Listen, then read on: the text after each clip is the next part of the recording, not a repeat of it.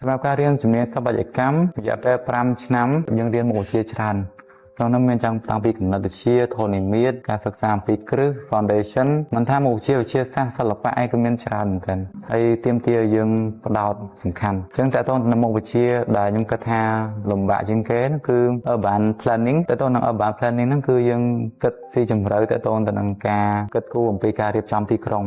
ការរៀបចំពីតំណែងតំណង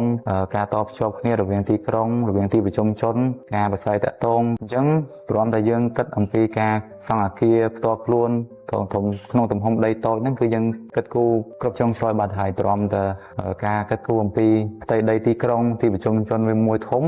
វាពាក់ព័ន្ធច្រើនផ្នែកទាំងវិស័យពាណិជ្ជកម្មវិស័យសេដ្ឋកិច្ចវិស័យបដិសណ្ឋារកិច្ចវិស័យគមនាគមន៍សុខាភិបាលផ្សេងទៀតអញ្ចឹងយើងគិតគូរគ្រប់វិស័យច្រើនមែនទែនអញ្ចឹងខ្ញុំគិតថាជំនាញហ្នឹងពិតជាលំបាកយើងត្រូវការពេលយើងត្រូវការកម្លាំងកាយកម្លាំងចិត្តដាក់ទៅក្នុងជំនាញមួយហ្នឹងតែខ្ញុំគិតថាទៅថ្ងៃមុខវានឹងឲ្យផលវិជ្ជមានច្រើននៅពេលដែលយើងចេះមុខវិជ្ជាមួយហ្នឹងបកកែមុខវិជ្ជាមួយហ្នឹងយើងអាចជួយសង្គមជាតិយើងបានច្រើនក្នុងការអភិវឌ្ឍទីក្រុងទីប្រជុំជនរបស់យើង